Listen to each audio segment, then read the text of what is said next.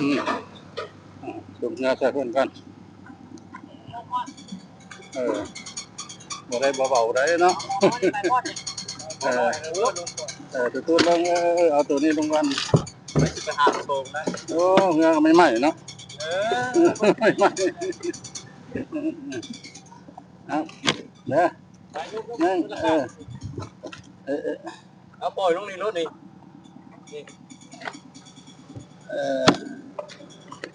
เบียร์ลงเบียร์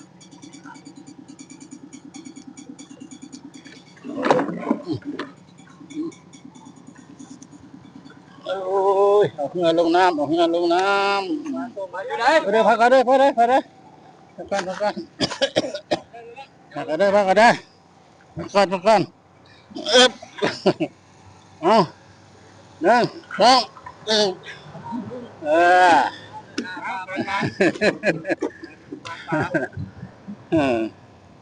เงือขาแกงเป็นเอามาลำมาเด้อเงือขาแกงยังได้เอาเปลี่ยนมาแก้เปล่าวะบันเป็นเหือจะข้ามห้วยไปยัง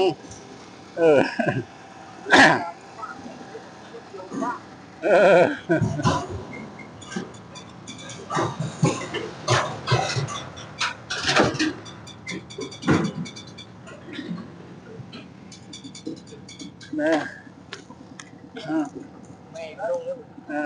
นั่นดึงลงดึงลงรถรถ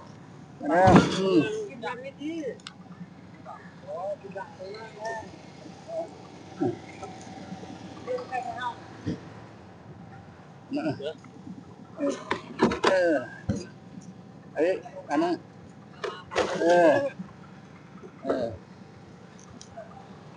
ไปไปลงก้อนมันนะ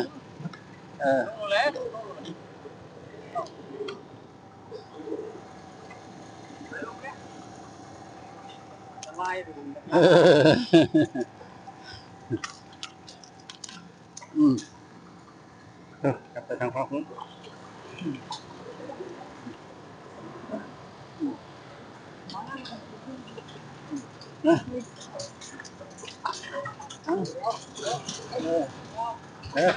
พี่มีคนหนึ่งถึงมาวิ่งพี่เดี๋ยวกูนี่ได้จะเพิ่มนี่มันยังรอดอยู่นั่นปลารถอันนี้ตัวนี้ง่ายกว่าเนาะตัวนี้เนาะมันเด้อมาลงน้ำลงในได้เนี่ยหัวมันจุ่ม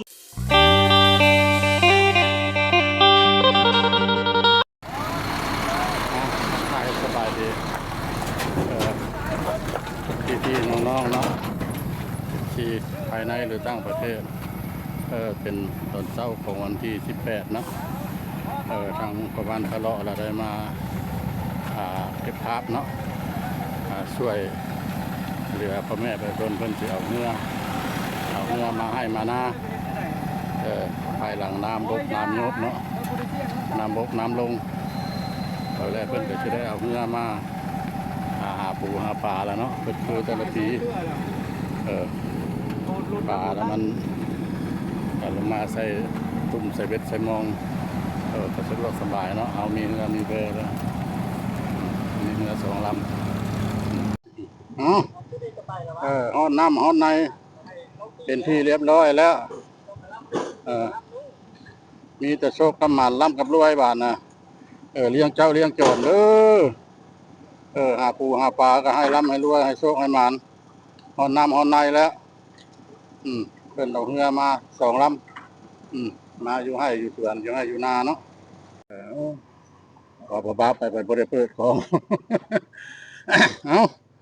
เอาเรือลงจากรถไถเนาะมาฮอดแม่น้ำแล้วแม่น้ำโดนแล้วก็ได้เก็บเครื่องเก็บของข้าวสารอาหารแห้งเครื่องสัมภาระสิมานอนให้นอนนาเพื่อหาปูหาปลาเนาะเลี้ยงชีวิตประจำวันตามที่เคยเคยหาผ่านมาอันนี้มันเป็นน้ำโดนเด้ออยู่ที่เชียงเรียบตัวโค้งเชียงเรียบเนี่ยละภายหลังพายเรือเนาะพายเรือพายแพ อาบน้ำมาแล้วก็มาฮอดบอลเพิ่นอยู่ มาพามาเนี่ย บอลเพิ่นอยู่แคมป์น้ำนี่ละเพิ่นขึ้นมาแต่ข้าวเฮ็ดให้เฮ็ดนาแล้วก็ละมาแล้วก็น้ำท่วมท่วมหมดเลยภายหลังเพิ่นมื้อนี้ละเพิ่นก็มาเบิ่งก็เปียกหมดแล้วบ่อยู่บ่นอนเพิ่นเนาะน้ำแช่ขังอยู่มันแม่นเป็นที่เข้าเป็นเดือนอันนี้เป็นเครื่องนี่เด้อนะเป็นเครื่องหาปลาเพิ่นเด้อตุ้มปลาเขาห้องตุ้มปลาแล้วน้ำบกลงแล้วเพิ่นก็เอาไปใส่ปลามันทึกกับว่าแล้วทานผู้ชมเลย3-4 โลอันนี้ละคือบนอยู่บนนอนเพิ่นว่าสิเฮ็ดไม้แปลงไม้เพิ่นบ่ได้มาอยู่ถาวรเพิ่นมาอยู่ชั่วคราวน้อยน้ำแห้ง เพิ่นมาอยู่ชั่วคราว เขายังจุไว้ให้ นี่ละเปียกหมดบนอยู่อันนี้คือเจ้าของเพิ่นเด้อเพิ่นเรียนเก็บหาตุ้มหาเก็บนี่ละมาเข้าดงเข้าป่ามาแล้วมาเห็นเห็ดแต่พอบ้านพอเลาะเราบ่รู้จักว่าอันนี้แหละมันเห็ดอย่างเนาะมันออกน้ำไม้โดกคันผู้ใดโห่แล้วคอมเมนต์บ่พอบ้านพอเลาะหน่อยเด้อกินเป็นบ่นี่ละเก็บออกมาอันนี้ละแม่นอย่างท่านผู้ชมมันมาฝ่ายห้องมันฝ่ายหูจักได้คนสมัยใหม่กับคนสมัยเก่าเนาะฝ่ายหูแล้วบอกมาในเด้ออันนี้พื้นสารเห็นอย่างอันไหนได้มีงาได้เด้อนี่แหละเนี่ย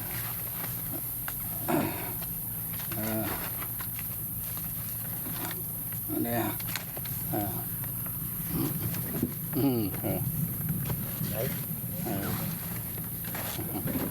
เห็นบ้านะมีงาเข้าแบบนี้แต่ละด่างแล้วมีงาเข้าคันโบหูละคันผู้ใดหูแล้วก็ประวันพะเลาะได้เพิ่นเอาไปใส่เห็นอย่างนะใส่เบิ้งมันยาเมาเป็นห้องอย่างเนาะไฟมันไฟหูแล้วบอกคอมเมนต์มาหาประวันพะเลาะหน่อยเด้ออันนี้เพิ่นกำลังออกมากวดกาเบื้องเนาะแต่ละด่างมันมีบอลขาดบอลนันบอนี่แหละวิธีของเพิ่นวิธีของชุมชนเพิ่นในกับเพิ่นเนาะได้สืบทอดตำนานเก่าแก่อันนี้แหละอันนี้นะมันเป็นอันนี้เด้อมันเป็นขี้แก้บอาจจะว่าห้ำกับแม่นห้ำอ่อนน้อยนึงมาปลูกใส่ขี้แก้บเพิ่นก็มาผสมใส่เดียวแล้วเพิ่นก็เอาใส่น้ำตุ้มนั่นละจากนั้นเพิ่นก็ไปเลยเพิ่นได้แล้วเพิ่นก็ไปแต่ว่าเพิ่นว่าผ่านมาแล้วมันเคยได้อยู่ได้กินตายไปแล้วเลี้ยงครอบเลี้ยงครัวเลี้ยงครัวเฮามันได้หลายแล้วเฮาก็กินบ่หมดแล้วเฮาก็เอาไปขายเนาะพอได้น้ำมันนี่แหละโลละ10,000บ่1,015บ่ยิงตามปลาอึดปลาขนาดบ่มูลใช้แบบนั้นพอเฮามานี่ก็ใช้น้ำมันรถก็หลายเติบได้จังฮอดพี่เนาะแต่คำนวณออกมาแล้ว10 ปลายลักเด้อ13 ลักจะเข้า14 ลักคนละแต่เพิ่นก็ได้มาได้ดินได้ดอนด้วยพี่ได้ให้ได้หน้าเพิ่นกำลังสิใส่ตุ้มเด้อเพิ่นใส่กลางเว้นเลยนะถ้าใส่ปะไว้มืออื่นเศร้าเพิ่นจะได้ลงมาหยามนี่เป็นคือจังซี่ละใส่ตามท่านผู้ชมน้ำออกแก้งเราภายหลังน้ำบกลงแล้วเราตักกะเตนพวกนี้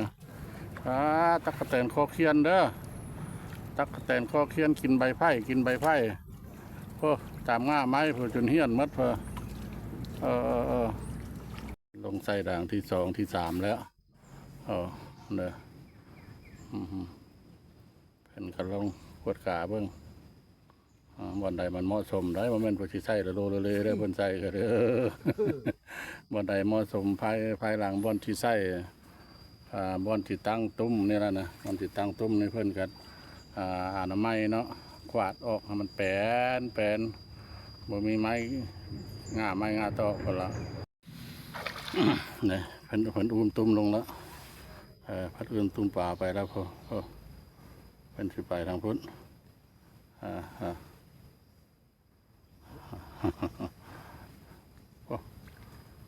เพิ่นหาเรือบนไส้ได้วิธีการในการไส้มันก็ตั้งไส้มันแม่นน้ำนะสิจุนี่คือสิแม่นด่างสุดท้ายด่างสุดท้ายพวกเพิ่นนี่ก็บ่แม่นธรรมดาได้ดุมันขยันเพียรทั้งมีหัวคิดประดิษฐ์สร้างตุ้มเพิ่นก็สานเองเพิ่นได้สืบทอดคือว่าละวิธีเพิ่นไส้เด้อนี่เด้อด่างสุดท้ายเด้อตุ้มเพิ่นละมามื้อนี้ละเพิ่นไส้อยู่4ด่าง4ด่าง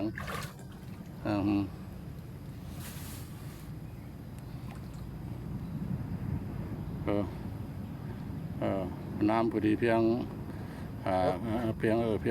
ขี้แห้เพิ่นนี่ล่ะเพิ่นลงก็ได้ดำได้ดำอนามัยเพิ่นดำนะเพิ่นดำนั้นดำเป็นหยังว่าดำอนามัยเด้ออนามัยให้มันเป็นใบไม้ไม่ตอกก็ออกหมด